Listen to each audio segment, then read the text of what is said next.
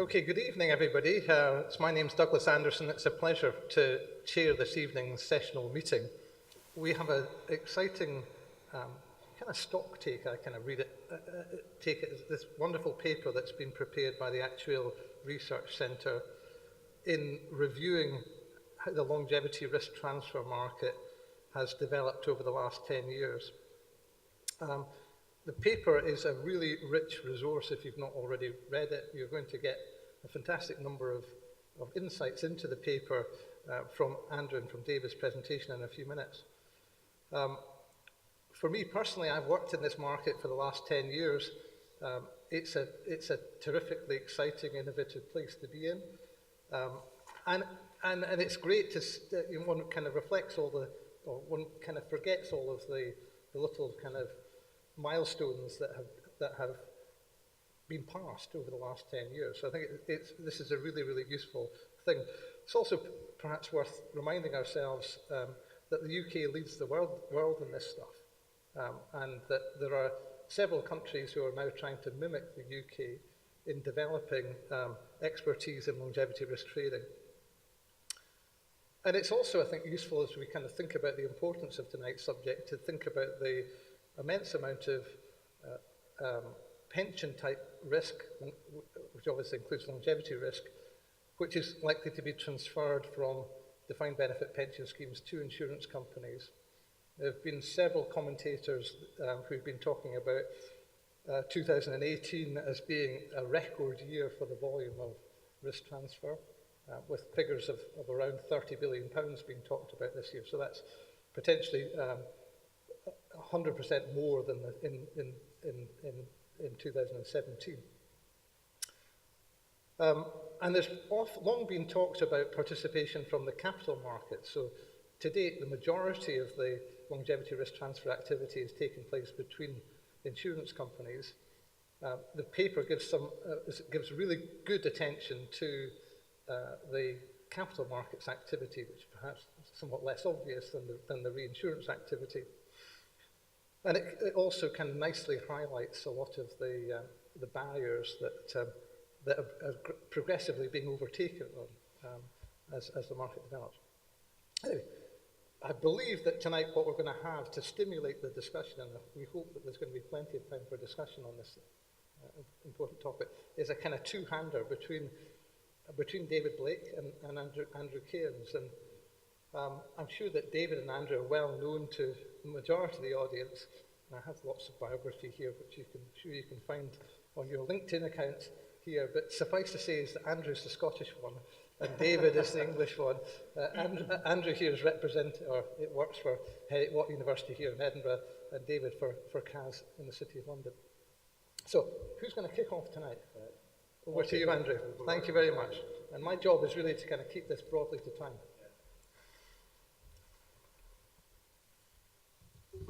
So, first of all, thank you very much to Douglas for that nice introduction, which gives a bit of a brief introduction to what's coming up. So we have a set of slides which is giving an overview of what's in the paper and perhaps picking out some of the highlights.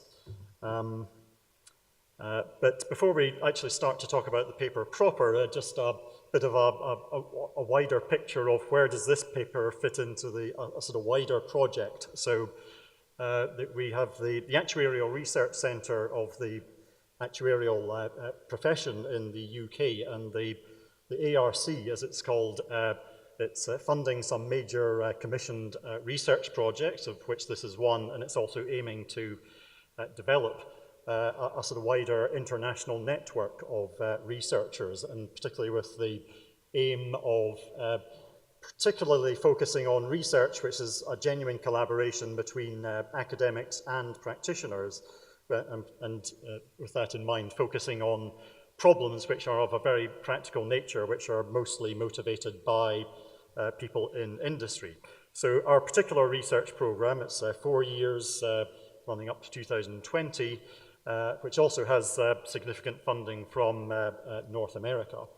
And there are 4 themes that are picked out there in terms of what we're looking at. And then tonight's paper is a small part of that perhaps, but it's covering partly the modeling work that we're doing in a bigger scale, and then also longevity risk management. So that's just a bit of an introduction to the project. I'll now hand over to David to introduce the paper and make some first comments. Thank you very much, Andrew. Thank you, Douglas. Good evening, ladies and gentlemen. It seems like yesterday that Andrew and I were up in a grand building like this. It wasn't this building. In fact, it was 12 years ago when we had the first paper, Living with Mortality. And it just seems like yesterday. And what I want to go over today is what our thoughts were then about how this market would develop. We had a feeling it would develop, and then how it turned out, and then what is going to have to happen in the future for the market to really grow. And given, as Douglas said, all the activity is taking place in the UK, but the UK is still a relatively small market compared with all the other countries that have this very, very, very same problem of longevity risk, which is not being borne in the right place and has to be transferred to other players and investors who are more capable or interested in holding that risk in return for a risk premium. So the agenda for this evening is a little bit of background, then looking at the successful solutions that have taken place so far, this challenge between index and customized solutions and the issue of basis risk, which has been a real problem to get the capital market solutions off the ground, and we want to analyze that and see what can be done. The important role of mortality models, and Andrew's been one of the leaders in looking at those issues, stochastic mortality models. Very brief coverage of what's happened since 2006. Many, many pages in the report on this, and we're only be able to just do a taster. And then again, looking into the future about what the future might look like. So the background. As Douglas said, the longevity risk transfer market started in the UK in 2006. It's now a global market. And at the time, the capital market solutions were expected to dominate. A couple of years before, 3 years before, Swiss Re had issued a mortality bond called Vita, and there were subsequent volumes. There were other issues. There's a tartan version of that, but the volumes were actually quite low.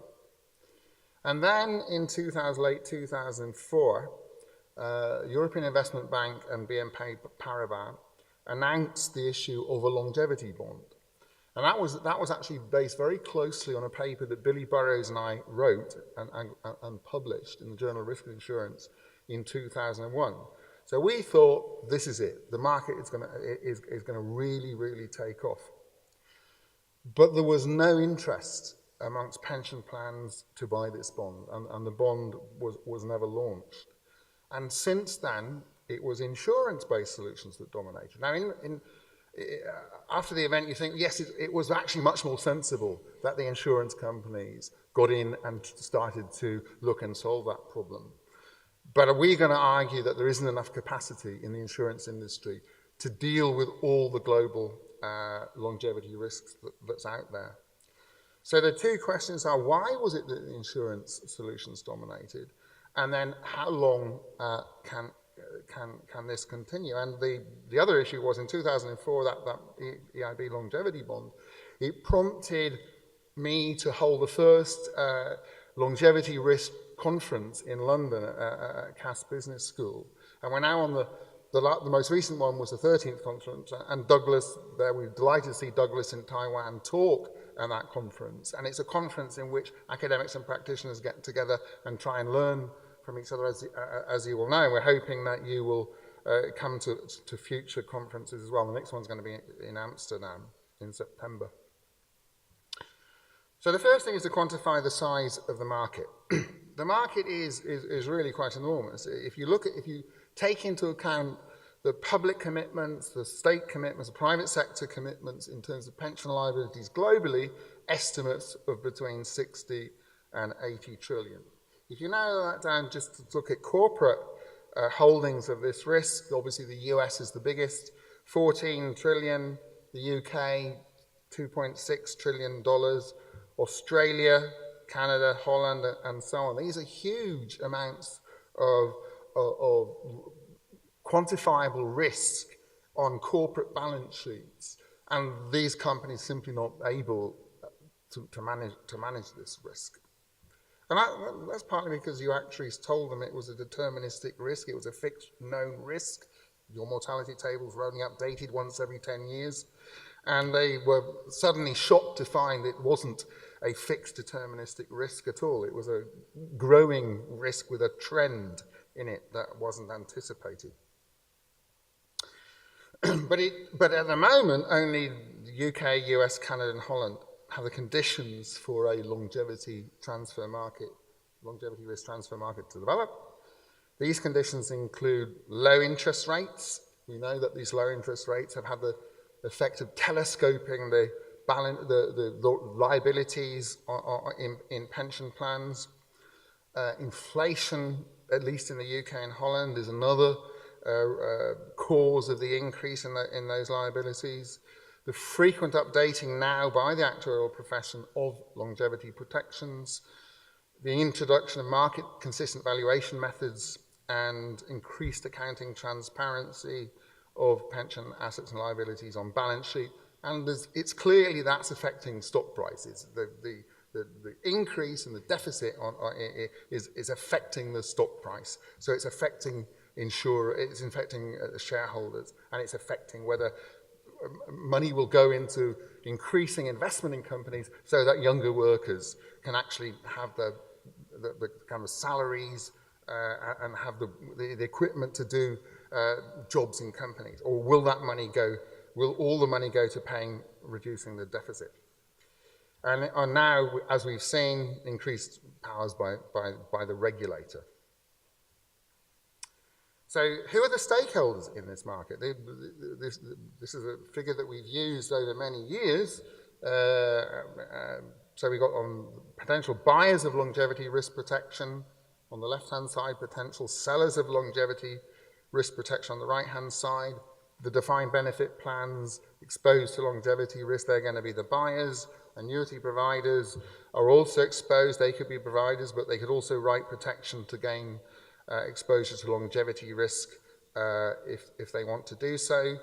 Life insurance companies are also potential sellers that can form a natural hedge in their book of business because the US insurers, for example, have a lot of life book risk, but people don't buy so many annuities in the US, so they're very happy to buy annuity book risk, even if it comes from, say, the UK. Reinsurers, life settlement funds, and so on and so forth. So there is the potential for a market, and these players are playing in that market, as you will know. But it's not a liquid market, it's not a capital market yet. So the first thing to talk about is the successful insurance-based solutions.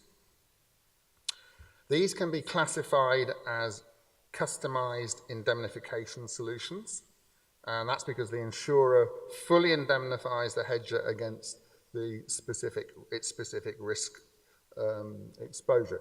They can also be thought of as at-the-money hedges, since the hedge provider is responsible for any increase in the liability above the current best estimate assumption on a pound-for-pound basis. The classic solutions here are buyouts and buy-ins, and then there are also quite a lot of longevity insurance contracts, or we might call those insurance-based longevity swaps. The successful capital market solutions, these are very small in number compared with what we had anticipated in 2006. Swiss Re issued a longevity spread bond in 2010. The longevity swap was actually invented by an insurance company, but that was the natural transaction that the capital market, the investment banks, JP Morgan and so on, tried to sell. The Q forward contract, which I will talk about.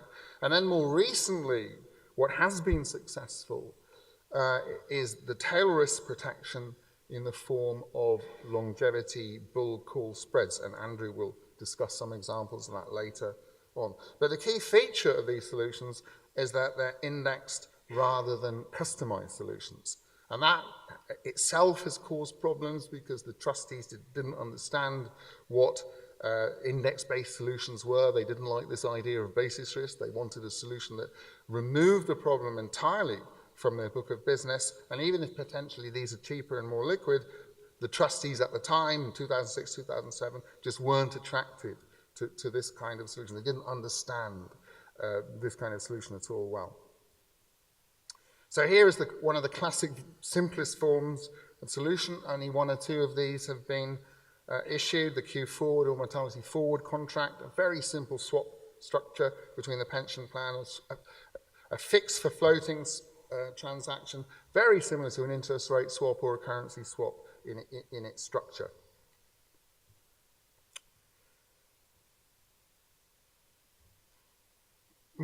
As I said, more recently, the tail risk protection, or what's been classified as a longevity bull call spread, all of these have been in Holland, but they could apply to the UK.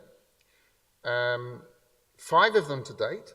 2 involved Aegon, one was Deutsche Bank and the other was Soc Gen, and then 2 involved Delta Lloyd and RGA, 2014, 2015. And the most recent one was in December between NN Life and Hanover Re.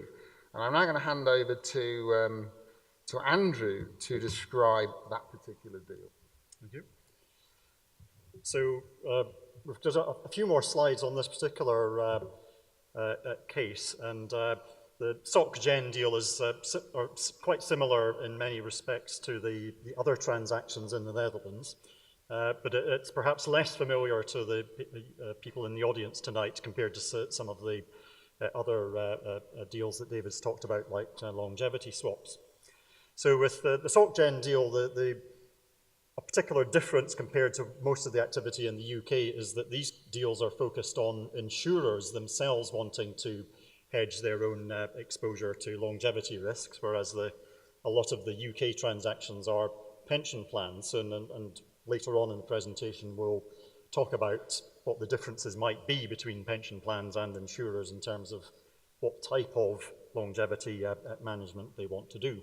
So insurance companies is one of the key features of these Dutch deals, and what they're trying to do through these contracts are particularly to manage their regulatory capital in particular, but also you can equally argue that it's about economic capital in a broader sense. All of them have been index-based hedges rather than customized, and using national population mortality, and that's easier for the insurance companies because they have a more diversified portfolio of risks compared to a typical pension plan. And then, as David mentioned, it's an option type of contract, a bull spread, but it's out of the money, so that for the insurance company, that they're only going to get something paid back to the insurer if the longevity goes up beyond what you anticipate by a certain level, beyond the current expectations. Now, with the type of liabilities, I mean, these might be 50, 60 years out into the future in terms of the cash flows, and this, of course, is a challenge for something that you would call a capital market solution, because ultimately the capital markets investors in these types of contracts don't want to have contracts that tie them in for such a long time period. In the particular example for the Soc Gen, it was about 15 years, but some of the other contracts they're not all 15 years. I think the most recent was maybe 20 years, but that's rather shorter than the 60 years that for the entire liabilities. And in the next slides, I'll just explain how we get round that. And also in the slides coming up, that part of the design of the hedge is, given the type of contract, how can you minimize the amount of population basis risk in order to maximize the amount of capital relief that you get? So thinking about minimizing basis risk, so that there are three things that they put into the contract design that help with that. So first of all, it's about specifying all of the individual cohorts that are going to be covered, in both males and females and all of the individual ages. Secondly, you can select the exposure vector. So in particular, some cohorts, we might have much more in the way of financial commitments than other cohorts, as well as thinking about how they decline over time, or how you expect them to decline. And that goes all the way out to cover all of the potential payments, and not just up to 15 years. And then thirdly, there's an experience ratio matrix that's included in the contract specification, and the purpose of that is to adjust the national mortality rates to push them up or down so that they match more closely the hedger's own expected rates of mortality, which could be quite different because of the socioeconomic mix of their business. So here's an example of what the cohorts might look like. And so this is the first two of those points, so the males and females at a variety of ages, as well as, and this is all relative to, if you look at the 1,000 up in the top left corner, so that's the reference point, and then the amounts are relative for each cohort, and then how you expect the numbers to decline over time. And then also in the contract specification, you've got these experience ratios, and this is a very important part of the design of this contract, so that, if I can get the sort of mouse to come up. So the key point is sort of near the bottom. We've got the population mortality, which is that's the reference population, the national population, the QPOP. That will get scaled up or down using these experience ratios, so that approximately that will be equal to the hedger's own mortality rate, the Q hedger at TX. Of course, it will be a bit different because the actual outcome in terms of the uncertainty, it might be a bit different because of a lack of perfect correlation. But as a starting point, this is a very important part in terms of optimizing the hedge and getting a minimum amount of population basis risk.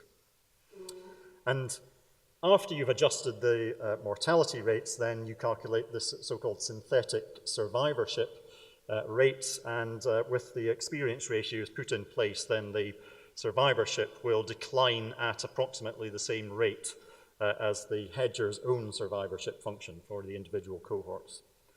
So, and then thinking further ahead, so thinking about the exposure period of 55 years versus the desire for a more limited term contract, all of these 5 Dutch deals include some form of a commutation function, which is effectively trying to value at time 15 the remaining cash flows. So it's really a value hedge rather than trying to do a perfect sort of cash flow type of hedge.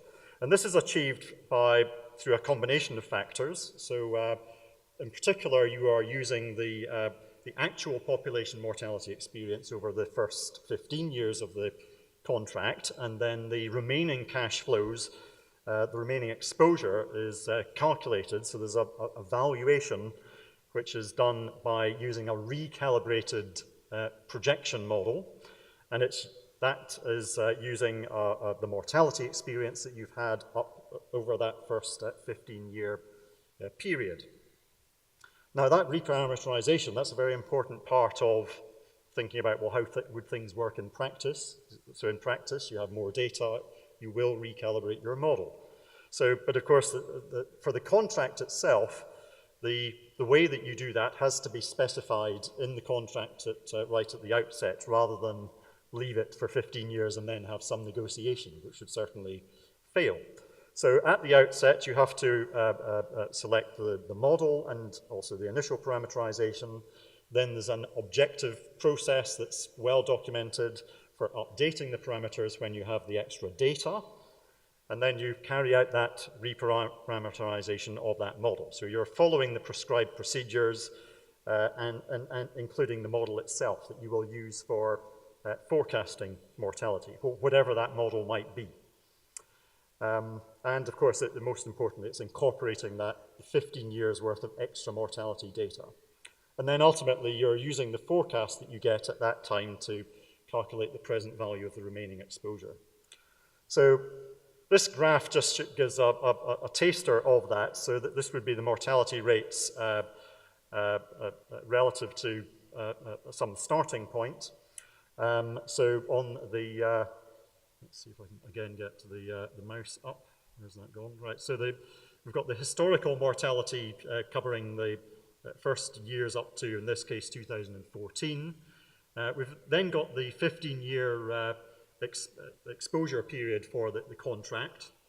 And in the context of if you're doing your risk management, then of course you don't have just one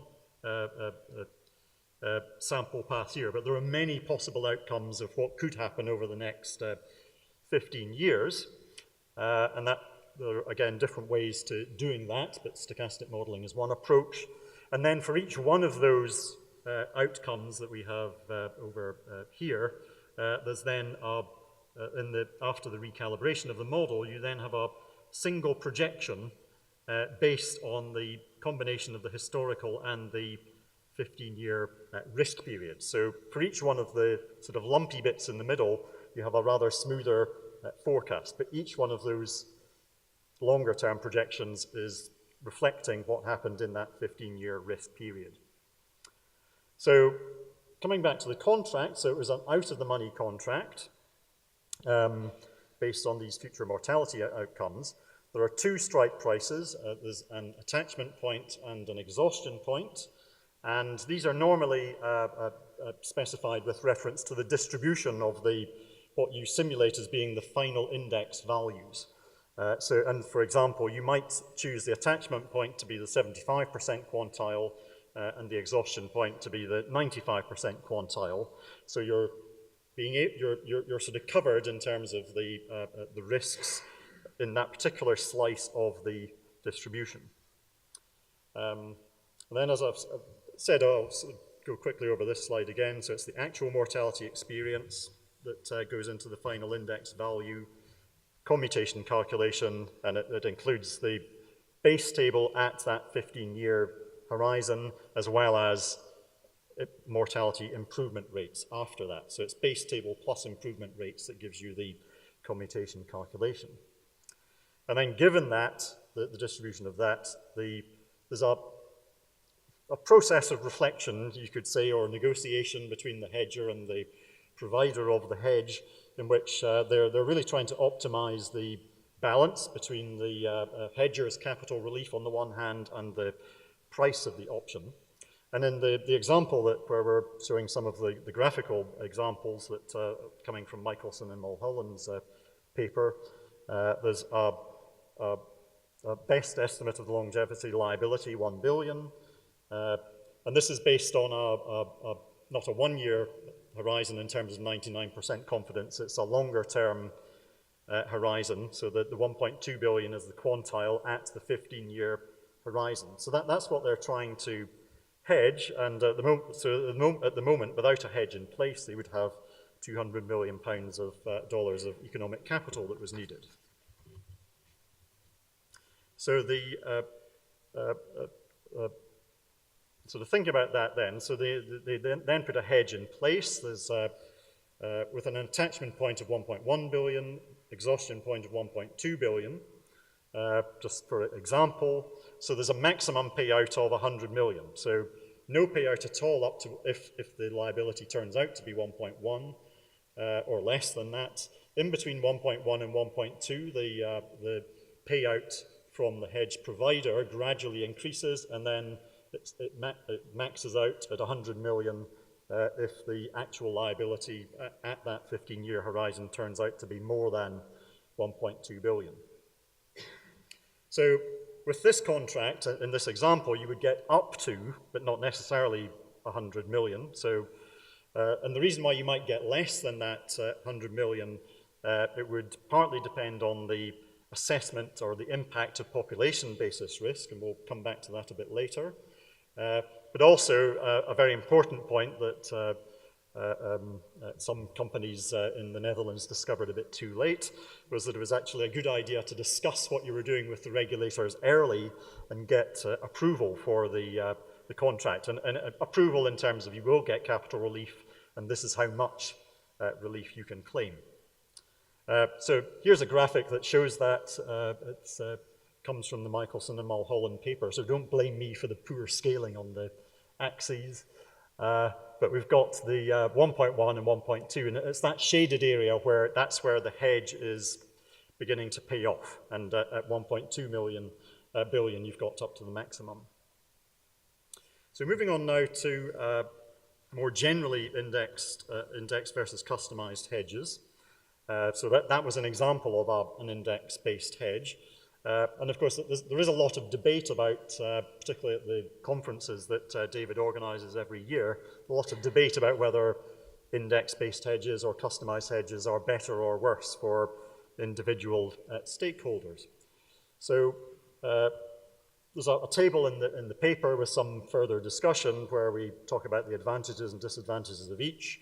So with an index-based hedge, theoretically at least, the index-based hedges, so linked to national mortality, should be cheaper because you're not paying for the additional cost or maybe an additional risk premium to hedge your pension plan's very specific idiosyncratic risks, whereas the national population doesn't have that, so it, in theory, should be cheaper. It's a well-understood index, so it should be cheaper to set up, particularly if the market begins to develop. On the other hand, as an advantage, and this is for both for the capital markets, but also the shorter maturity, but it also leads to potentially lower counterparty credit exposure, although that can be managed in a variety of ways. Disadvantages, not a perfect hedge for various reasons, including the more discussed point would be the basis risk, but there are other aspects of this as well, including base table estimation risk. Although it's not mentioned, I would also argue that for one or other stakeholder, for a customized hedge, a base table estimation risk is also something that needs to be thought about. And then customized hedges, you get an exact hedge, so that's obviously a major driver for pension plans in particular. And you can, once it's in place, you can relax and forget about at least that particular block of business. On the other hand, theoretically, maybe not always in practice, more expensive than a standardized hedge, higher potentially costs for setting it up. A lot of time gets spent in terms of getting all of the data, etc., and analyzing that. Low liquidity, or more illiquidity, should we say, perhaps, relative to the index hedges, which might or might not be a problem for the hedger, but the receiver of that risk might not more of an issue, perhaps. Credit risk is there, and yeah, less attractive to capital markets investors. Then you have to think about, well, this graphic is more for the index-based hedges, but you can also think about doing this for other types of customized hedges as well. It's really trying to visualize in a variety of ways, do calculations that are all based around, first of all, without a hedge in place, how much risk are you exposed to? You then put the hedge in place, and this is just by way of an example from a paper from about 10 years ago. If you have an index-based hedge in place using Q forwards, the results of this particular exercise was moving from the yellow histogram to the grey one. So it's an index hedge, so it's not perfect risk reduction, but it's nevertheless 80% risk reduction was the calculated value in this particular case. So that it's not so much the details of this calculation, it's more the processes that you need to be thinking about in order to assess what type of hedge do you want to go for. Basis risk. So basis risk, it's the residual risk for associated with imperfect hedging, where the not a perfect alignment between the movements of the underlying exposure, what you want to hedge, and the payoff that's coming from the hedging instrument. Now, perhaps the more talked about part of basis risk is the population basis risk, so the national mortality versus the pension plans. So are they perfectly correlated, or is it somewhat less? And that varies a lot depending upon how diversified or how concentrated is your portfolio in a particular socioeconomic group, for example. You've also got base table risk, which can affect stakeholders in different ways. Structural risk, that's about the design of the hedging instrument, and in particular, if you have something like the bull spread in the stock gen contract, that introduces, it's not a perfect hedge compared to a swap. So you have to think about that and what are the consequences. And then restatement risk to do with what's the impact of errors or restatements of national mortality tables. And then idiosyncratic risk in your population that's being hedged. Again, that's another factor to think about in terms of basis risk. Mortality models. So for the mortality models, there's quite a wide variety that are in use. They go some from very simple through to the three types of model that are more sophisticated in their approach. So we have the extrapolative or time series models, which is more my particular speciality, where we're looking at the historical data and then you're trying to forecast on the basis of statistical analysis of that data. You want to extrapolate into the future. And then we have other types of approaches, so the explanatory or causal models, where we're, say, looking at things like socioeconomic status, lifestyle factors, and so on, where you're trying to use a bit more information about the individuals in your population to inform you better about the future forecasts, as well as getting the base table. And then lastly, we have process-based models, which are looking at the sort of more medical underpinnings of mortality. Now, so the extrapolative models, they have plenty of advantages in that they're in some ways more objective than other approaches. But depending on which models you're using, they potentially struggle a bit, say, with the changes in the last few years in terms of the slowing down of mortality improvement. So how well do they cope with that? Some models, extrapolative models, are doing well, but some of the older models, particularly ones based on the random walk time series model, don't do so well in terms of coping with that sort of change. And then, of course, there are issues about whether do we now have a temporary blip in mortality rates, and then how long does that take to feed through? So we've had this slowing down, and it's difficult to tell whether there's a change in the long-term trend. So that's probably a debate for another evening, perhaps. And then on the other two groups, we've got, for example, there's the RMS longevity risk model, which is always a little bit difficult to really find out what the real detail is in that model. But the key point there is that they are more trying to model or subdivide the improvements in mortality and down into a variety of sort of medical type causes or related things. And that's what they call vitagen categories. So there are one category is the lifestyle changes, including smoking, health environment, medical interventions.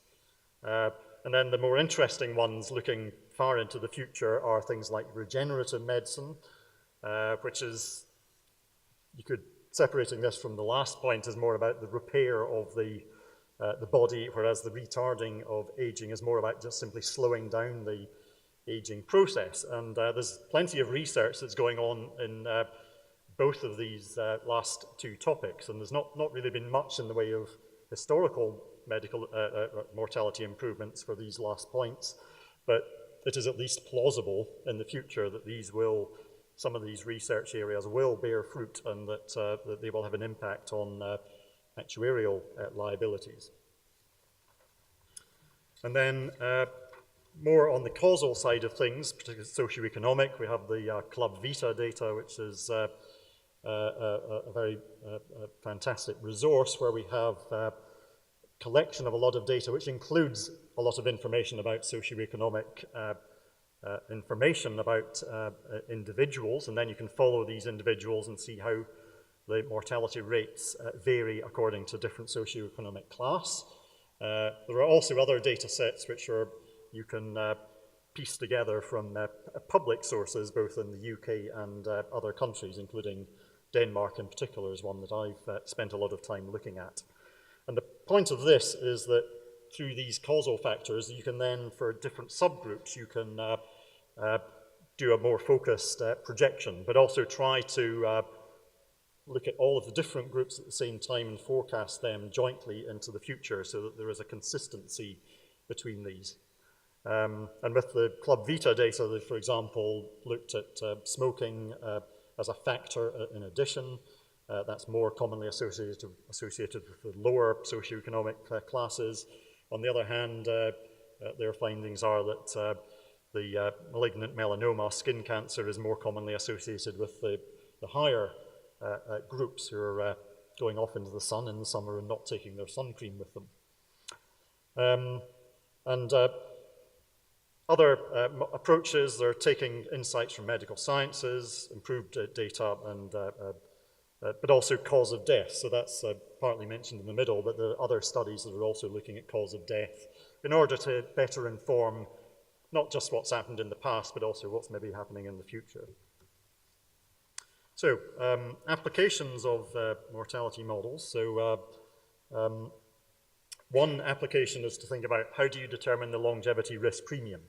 So you start off with your best estimate forecast of mortality, but if you were doing a swap contract of some sort or some other deal, then of course you're as the hedger, you're going to end up paying more than the best estimate, and that's the risk premium. And the stochastic models and other models can be used to, first of all, assess how much risk is there for the different time horizons or the different cohorts, and then on the basis of that higher or lower amounts of risk, then the risk premium should be proportionate or reflect these different levels of risk. So that's one application. Another is to look at using stochastic models to think about estimating regulatory capital relief. So they are already used for assessing regulatory capital, particularly in the UK.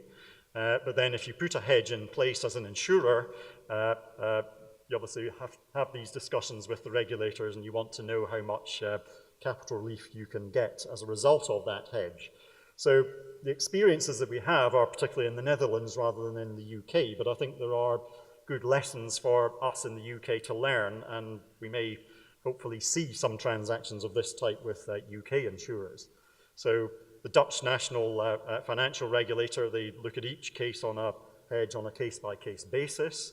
There was a ruling in 2016 which led to some not great outcomes for a couple of insurance companies, and that led to a sort of temporary halt in the development of that market while people took stock, the companies took stock of what was being said, and then based on some other research, they actually shifted the attachment and exhaustion points a little bit away from this 99.5% quantile.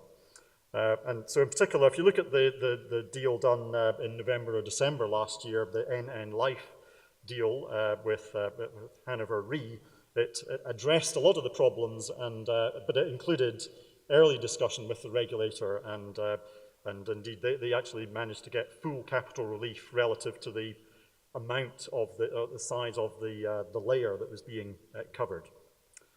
And then the last application is the fair comparison of the longevity risk management options. So a good approach to risk management is to think, well, don't just focus on one way of hedging your risk, but you might want to look at 2 or 3 different options, and then to weigh one up against the other. So it might include index versus customized hedges. And of course, a hedge itself, in terms of my use of the word hedge, a hedge is possibly partial or possibly full risk reduction.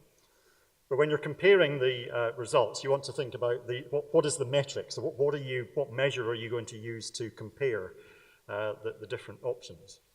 And then the comparison is going to depend on a number of things. So there's the risk premium that the receiver is wanting or demanding for a particular deal. So it's the risk premium versus how much risk reduction is there. What is your risk appetite? That's very important. If you don't have risk appetite well specified in a sort of objective sort of way, it becomes rather more difficult to compare the different options. Are you a pension plan or are you an insurer? And again, very likely you have some differences there in terms of, well, what would be your risk appetite, but also whether, what is the mix of what does your portfolio look like? And pension plan portfolios tend to be more concentrated, insurance portfolios perhaps more diversified. And then the size of population basis risk, again, is another factor, and the size of your own portfolio. And the key point is that one size does not fit all. So the best solution for one company or one pension plan might not be the same for another one.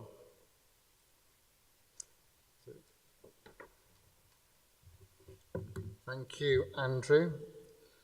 So I'm very briefly going to go over developments in the market since 2006. A lot of text in the paper goes on to that, but this will have to be very brief. But what this shows you is just how strong that market has been growing, but also shows you the dominance of the transactions in the UK.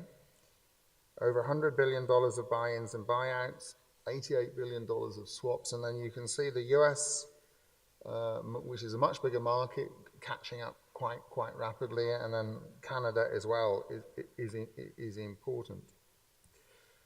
Innovation has been a continuing feature of this market. I'm just going to, because of the time, just go over the headlines here. Buy-ins and buyouts with deferred premiums, phased de-risking using the sequence of partial buy-ins with an umbrella structure so that there is only one set of contracts to negotiate. Accelerated buy-ins, the insurer provides a loan to the plan equal to the deficit so that a partial buy-in can take place immediately. Forward start buy-ins, a standard buy-in with the start date delayed to reflect the level of funding available, but with the ability to bring forward the start date for an additional fee. Automated bulk plan transfers, top slice buy-ins for the highest value liabilities, named life swaps, tranching by age on the basis that future buyout is cheaper in the case of a buy-in for pensioners if they happen to be up to age 70 compared with a buy-in for over age 70. So just working out what tranches of the pension membership, pension plan membership you want to deal with. The longevity swaps used to be at the beginning only available to very large plans over 500 million, but now the smaller plans are able to access these swaps. Innovation, the ability to transfer a hedge from one provider to another, so the beginning of the introduction of some liquidity in the market. Then longevity swap to buy-in conversions. Phoenix Life did this in December 2016, insuring away the extreme tail of liabilities in a closed plan. Increasing optionality in contracts to improve flexibility. So increasing the flexibility to meet the real needs of different types of plans. For example, allowing for the option to convert from RPI to CPI, unlike British Telecom, not able to do that. Combining longevity management solutions such as interest rate and inflation swaps, ETV and PI exercises, and bulk annuities in a buyout. Buyout-aware investment portfolios used to reduce the buyout price volatility and close the funding shortfall. Improved arrangements for handling data errors. Arrangements to handle deferred members. One of the early problems was we couldn't handle deferred members, only pensioners in pensions in payment, but 45% of DB plans are deferred members, so improving the insurer appetite to assume additional risk and costs. And then a look into the future, and because we looked in the future last time, got it wrong, let's look into the future this time. A number of potential solutions were suggested in 2006 with our Living with Mortality paper. We thought longevity bonds would take off, and we had a whole range of ideas for this: zero coupon bonds, deferred bonds, principal at risk bonds, longevity spread bonds. Only one bond, the Cortis bond, has been issued. Mortality and longevity and annuity futures, mortality options, longevity caplets and floorlets, mortality swaptions. These were all solutions, all available in the capital markets. So they were not original for us, but they had been around a long time in the capital markets, and we thought, let's design versions of that for longevity, and so far that really has not yet been successful. I'm going to ask Andrew to come back because he has an idea. So these couple of slides just deal with a sort of potential way forward, which is building on some of the things that we've seen, and it's really about thinking about the risk management chain, because particularly for pension plans in the UK, that the population basis risk is one of the key issues that persuades them that longevity swaps are the way to go, or buy-ins and buyouts and so on, because you're getting that full risk reduction. But that can be part of a longer chain, because their risks are going to a reinsurer often, or an insurance company, and then further down the chain, and this is on the next slide, that you could have something like a catastrophe type of bond. So the Cortis bond is an example of that. And then there's also elements of the Dutch transactions that I mentioned earlier. So the picture here is there's a few extra bits compared to the what's in the paper, but up at the top you have the initial hedgers. So think of these as pension plans up at the top. These are hedgers that really don't want to be bothered with the population basis risk. They just want to get longevity risk off their balance sheets. So that they go for the customized swaps, for example, and they go to one particular reinsurer.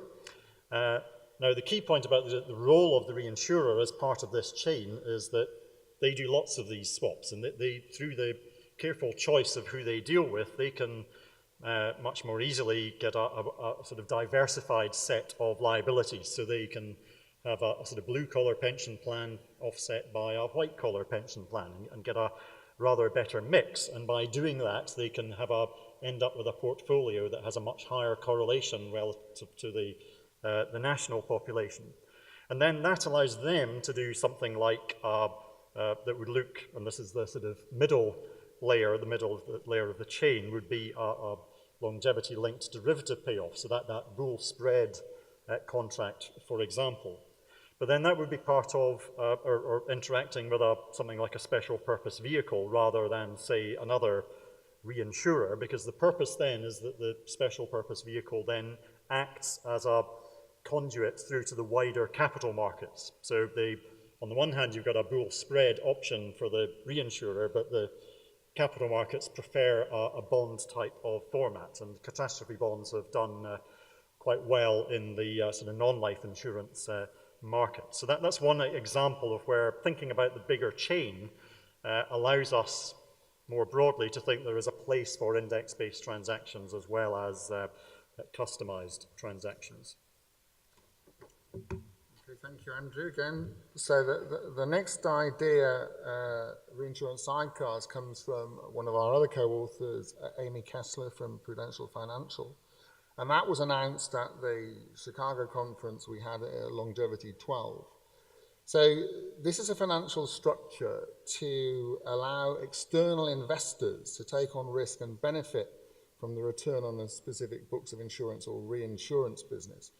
And it's typically set up by reinsurers that are looking to either partner with another source of capital and an entity to enable reinsurers to accept capital from third-party investors. So this is a way of slowly bringing in third-party investors who really don't understand what the risks are. But as long as the original reinsurer stays engaged and co-shares the downside risk, then there's some assurance to these new types of investors, the sovereign wealth funds and so on, that they're not being sold a lemon. And so this is an interesting new idea, and only just a few weeks ago, a new insurance company, a new sidecar structure called Langhorne was announced in the US. RGA was one of the reinsurers, but they now have other types of investor in a sidecar structure, co-sharing the risk. So this is an exciting development in which the reinsurers are actually bringing in capital markets investors in what now seems to be a much more natural way than we actually thought at the time 10 years ago. So to conclude, longevity risk inherent in the world's aggregate retirement obligations far exceed the amount of risk capital that the global insurance industry can realistically bring to bear. And at the end of 2016, there was just under $600 billion dollars worth of reinsurance capital investors there to deal with that 60 to 80 trillion that's potentially out there. So vast sums of additional risk capital must be introduced to manage longevity risk. This can only come from the global capital markets. So there are four major challenges. Currently, long-term investors prefer bonds, but most of the successful solutions for hedging longevity risk to date have been in the form of longevity swaps. Short-term mortality bonds have been a success, but not long-term bonds so far. However, the Swiss Re strategy of gradual iteration from a successful innovation is a good way forward, and Swiss Re had the mortality bond, and their development as the Quartus longevity spread bond was a more modest adaptation of that Vita bond. We need more creative approaches to risk management chain needed to meet the differing requirements and risk appetites of two sides of the market. The two key prizes are a much bigger investor base and much greater market liquidity. That's the big benefit of capital markets. You start to get liquidity. The second challenge, there needs to be a common agreement between the counterparties on the mortality model to use for the design and pricing of longevity-linked solutions. That was a lesson from Aegon's deal with SocGen, which went ahead in 2013. Both sides agreed to use the same mortality model, which happened to be the RMS model. So even if the mortality model produces wrong forecasts, which it's bound to do, as long as those forecasts are not systematically biased one way or another, then it can become a potential candidate for use in this model. That's another possible breakthrough here. The third challenge is there are a number of operational issues that need to be dealt with. Basis risk, credit risk, collateral, and liquidity, which we all discuss in the paper.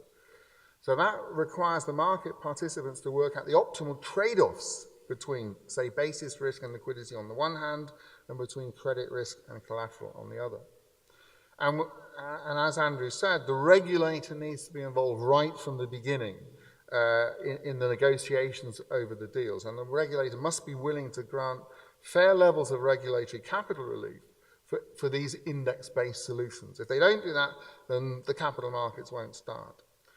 And we want a fair game here, a level playing field. So the capital release has to be compatible with, obviously, with current solvency capital requirements, but consistent with the levels of capital relief already made available to the fully customized hedges. And then finally, again, a regulatory issue, the regulatory response to the global financial crisis had a very big effect in slowing down the establishment of the longevity risk capital markets. The Dodd-Frank Act effectively, and Basel III, effectively meant that the investment banks had to leave that market.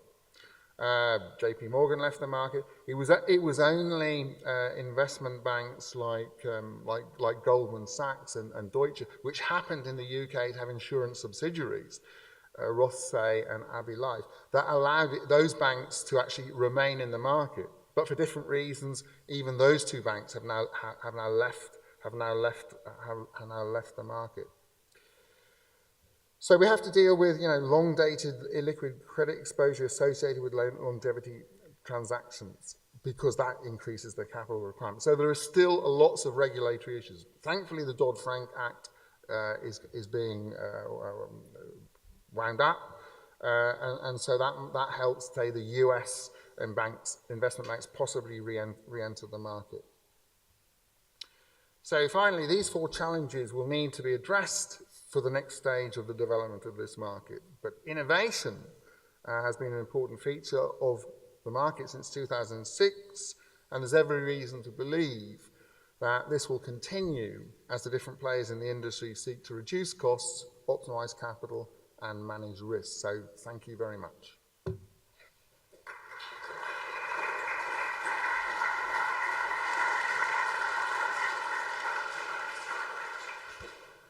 Thank you very much, David and Andrew, for that tour de force. We've certainly got value for money for our CPD tonight. I hope there's going to be lots of discussion now. It would help me immensely if people who would like to contribute could just put their hands in the air and show how much. We have at least one volunteer. Any more at the back I can't see? Might have to put my glasses on. Okay, so the chairman might have some work to do here. So, to drum up a bit of interest. But I find that fascinating. It might also help everybody to understand what kind of, or help me to understand what kind of background everybody comes from. Because from my own firm, those who come from the pension fund side find this a little bit challenging, but people who operate in life insurance are kind of more familiar with some of the terminology and the kind of ways of managing risk. So can I just see how many people from pension backgrounds are in the audience here tonight? Quite a few, about a third or so, I'd say, from there. So I'll assume that the majority of the rest are from a life insurance background.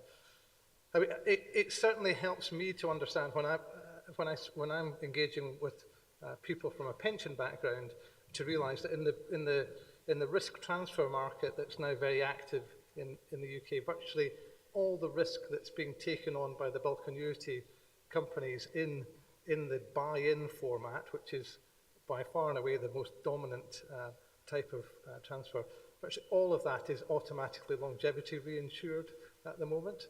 So it may not be apparent to you that this market is going on, but it is very, very vibrant in what effectively has become back-to-back reinsurance trading on the back of every buy-in deal that takes place. So the buy-in pricing, for example, in the UK becomes a kind of add-on.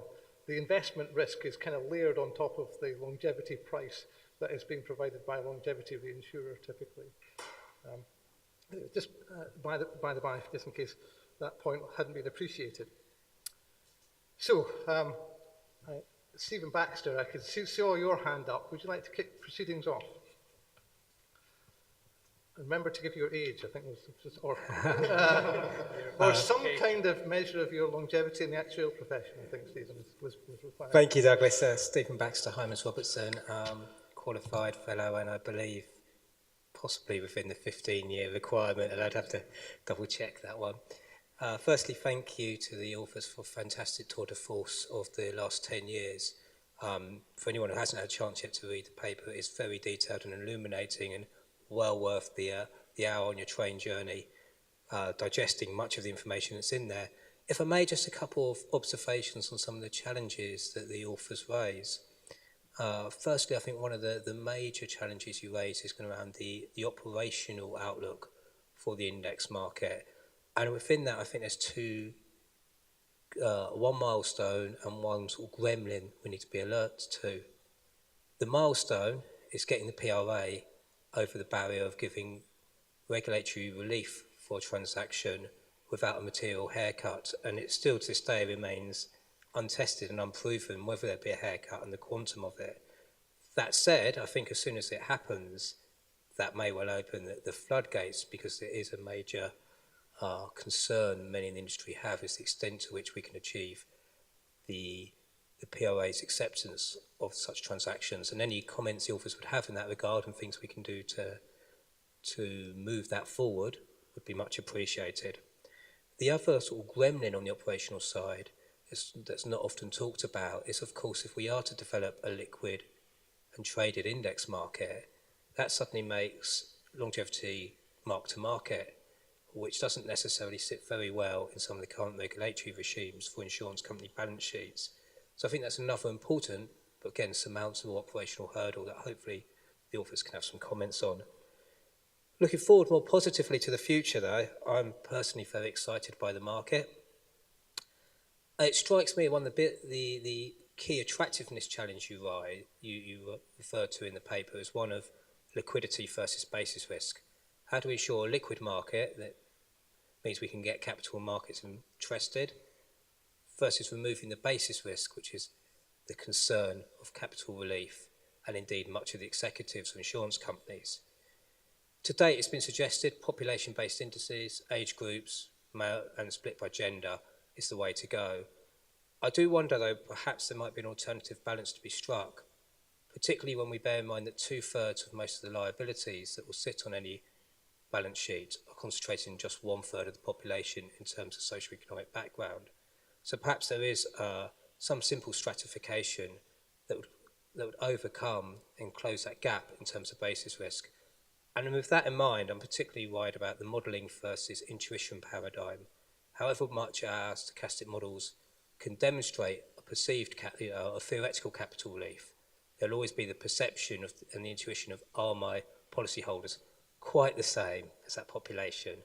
Do I dare take that risk? And will the PRA view me, or whatever the local regulatory body, view me as having a good hedge? So I think there must be a place to play for perhaps some additional dimensions to the index market, and again, value your views. But finally, I think I am very optimistic, not least of all because if we can make this market to work, it does massively open up floodgates for international capital to flow in. You showed most of the risks in the UK and the US. There's a massive amount of capital available in the Asian markets, keen to access the UK and US longevity markets, but currently has no very simple way of doing that. It strikes me that index solutions and bonds may be just what they need. So personally, very upbeat and look forward to a very exciting next 10 years. Sorry, David and Andrew, would you like to respond? David, thank you. Okay, thank you, Stephen. That's a very good set of questions here. As we mentioned, and you have specified, and I've heard you speak often on the issue of the regulator and the PRA, it seems that they need some education in the same way that trustees need some education, and they don't seem to, we haven't found a successful way of educating the regulator in this way. And I'm just wondering what will be the best way of getting the regulator to actually understand that we're asking for very realistic ways of introducing a new way of hedging this risk. They have to understand that all sides have to understand that there needs to be capital there. It should be close to economic capital. There needs to be protection for the consumers. But this kind of aversion that the regulator seems to have to index-based solutions, particularly in Holland, which you would have thought they would be much more open to this, given it's a much closer, smaller country in which these people talk to each other over time. But even the regulator in Holland had real problems with dealing with this. So the question that I would put back is, well, what can we do about educating the regulator in this? And it's a real hurdle and barrier until we do. The next thing is, you mentioned mark to market, the issue of mark to market. That's if we have distorted markets, as we appear to have since the global financial crisis, the quantitative easing, this distortion to the interest rate market, then what does mark to market mean if you got a seriously distorted market? So that has to be addressed. Has to be addressed as well. Again, another interesting point about the concentration of the risk in the top socioeconomic group, and focusing on that, and how best to do that. But it's interesting to see that if you're telling us that there's a lot of capital in the Asian economies that could be applied to this, again, you know, that would be interesting to see how we could bring the part, if there's a way we can help to bring the parties together, you know, in conferences and so on, to actually engage them better. How otherwise will we get these investors to understand that the issues, that they're not being sold a lemon, and there are ways in which they can co-share the risk, say through sidecars. So yes, you've raised a lot of interesting operational issues, but you know, we can't answer them, but we should find ways of jointly trying to do so. I'll maybe just add one or 2 points about the regulatory side of things. I mean, I did a bit of work with the Dutch regulators, and I've sort of realised that although they're somehow operating under the same Solvency II type regime, that the way that they approach their calculation of regulatory capital is a little bit different, and I would say a bit behind how it's being done in the UK, where the UK, for insurers, they're properly doing a 1 year ahead 99.5% VAR, whereas in the Netherlands it's a little bit of a sort of hybrid. But nevertheless, the general mechanism that they're using to work out the regulatory capital relief, I think, would be equally applicable in the UK, but with small modifications, which shouldn't be philosophical. It's just a case of changing time horizons and things of that sort.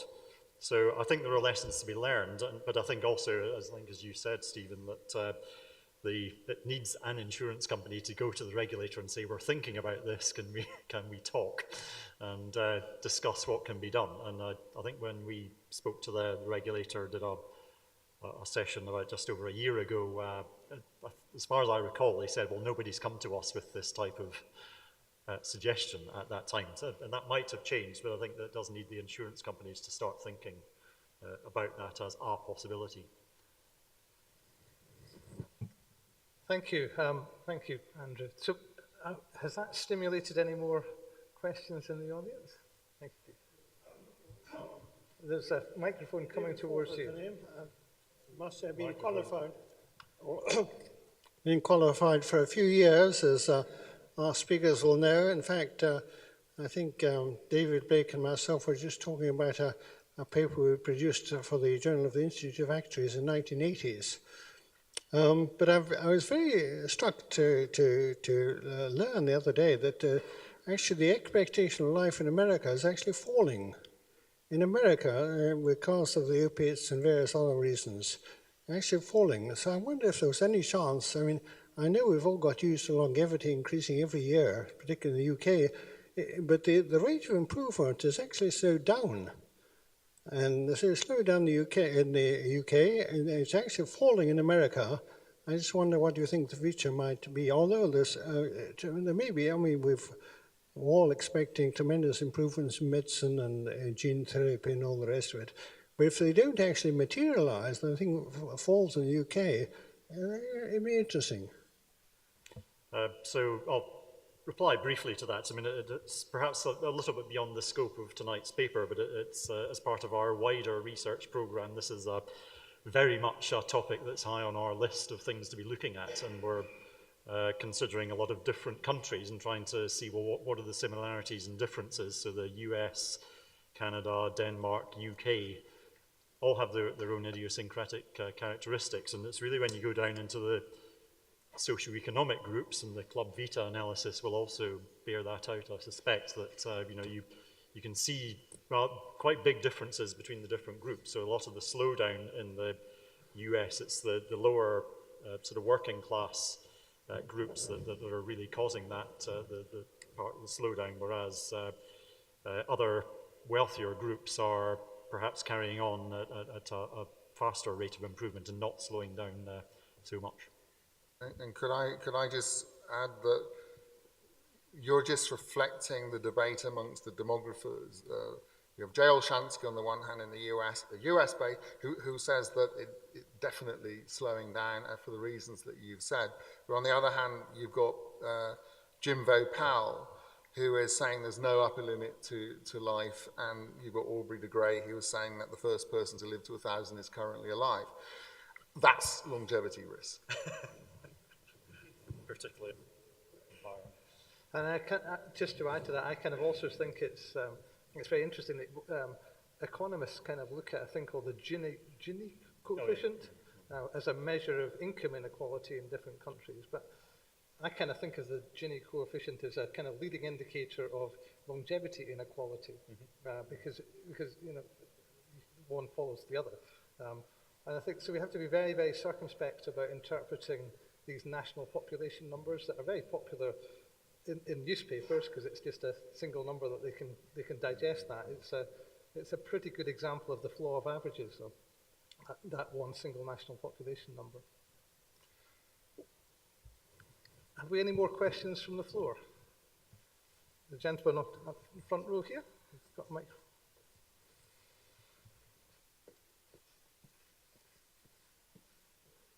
Thank you. Rob Mellows, Aviva, definitely 15 years or less qualified. I'm just thinking about these sources of basis risk and the things that worry trustees and also PRA. And on the one hand, you've got the sort of model pointing, the population versus the portfolio. So you can chip away at that. We've talked about model points in your talk. Stephen talks about socioeconomic sub-model points, if you like. The thing we haven't really talked about, but must be a significant source of this basis risk, is this unwillingness of the capital markets to push their time period out beyond, I think you said 15 years. So there's this sort of messiness of a commutation and trying to agree in advance what model you might use in 15 years' time. I'm just wondering how you would sort of quantify you know, you've got the basis risk from the model points and the basis risk from the commutation, whether there's a sense which is the bigger one, the most disliked by regulators and possible hedges. And given that the 15-year endpoint feels significant, whether there's any wriggle room in that, can you push the capital markets to take 20 years, 25, 30 years? Because I think that will start to become more appetizing, I think, to potential hedges.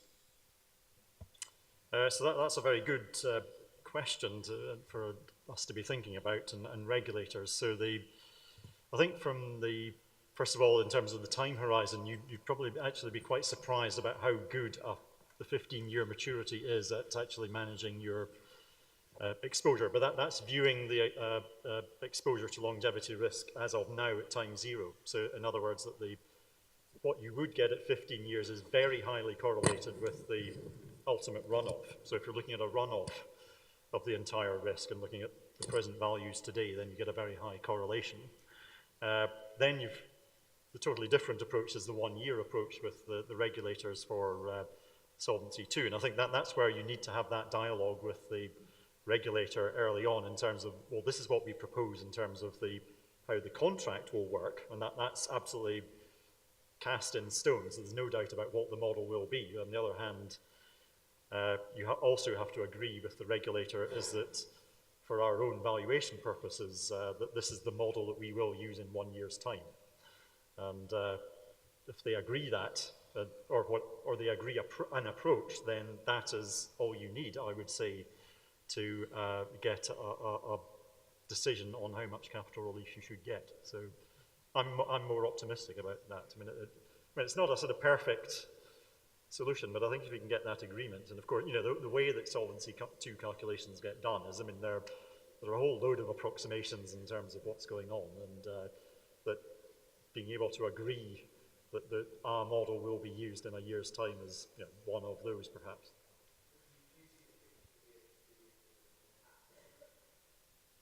Yeah, so, I mean, that is a good point, but the solution is an incremental approach. We have the people who want to lay off the risk, they've got the risk out for 70 years.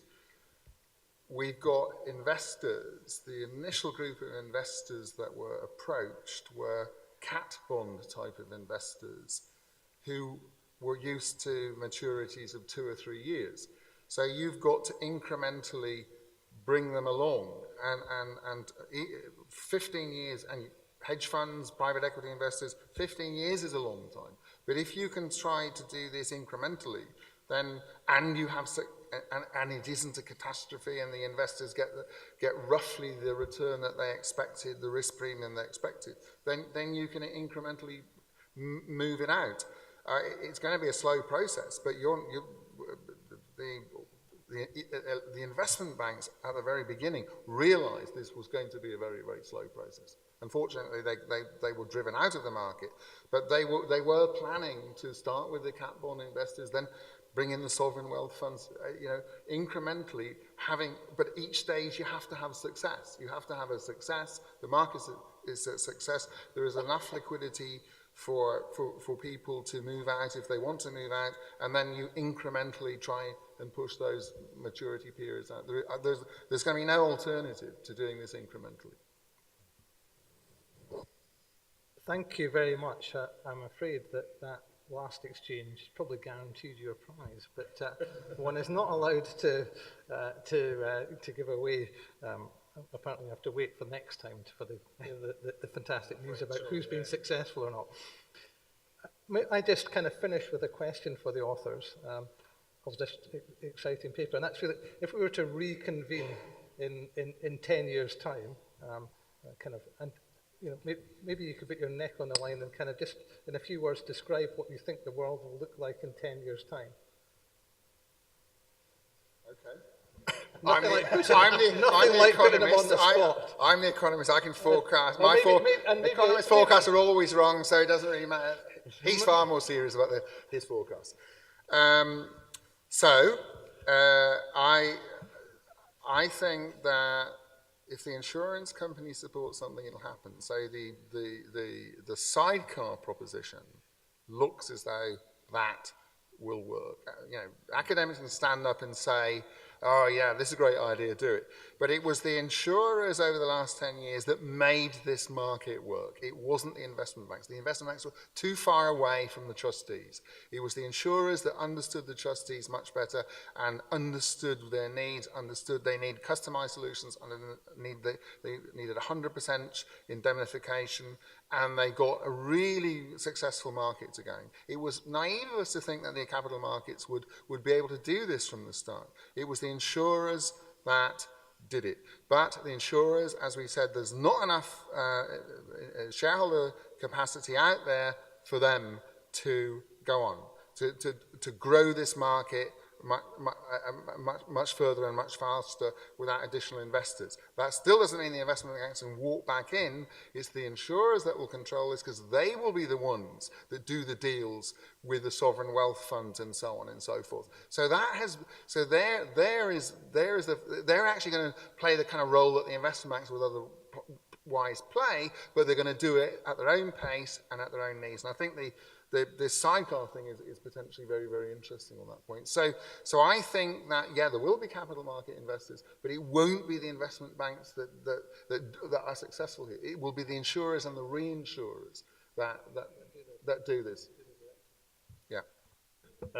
Well, for me, it's really about that risk management chain, because I think the part of the blockage, the sidecars is one way to relieve some of the sort of capacity constraints with the reinsurers, but there are other ways through that risk management chain which I think will begin to develop through cat bonds or other sorts of formats, and that may well be alongside the sidecar sorts of arrangements. But I think ultimately, the demand is there, and it's going to push things in a way that that will result in some interesting solutions, and that they will gradually develop. So the pushing out the boundaries from 10, 15, 20 years perhaps in terms of how these deals work. And then the other thing that I would like to see, and this is more my desire, what's desirable would be the things like these socioeconomic indices, because I think, as Stephen mentioned, that I think they offer very interesting prospects to make hedges of a particular type more attractive than they would be, and sort of helping people or reassure people about that there doesn't need to be so much in the way of population basis risk. Okay. Thank you very much, Andrew, and we have it on record, so 10 years' time we can replay it. Let's hope that we're all here to see the event. So on that happy note, may I thank everybody, particularly the authors, for their contribution, for you coming along and asking the questions. Thank you very much. We have a drinks reception, I believe, afterwards in the foyer, is that? Probably back through here, we reckon. And I think that's about it. Thank you very much. Don't forget the CPD, guys. You've got to do it online. Thank you very much.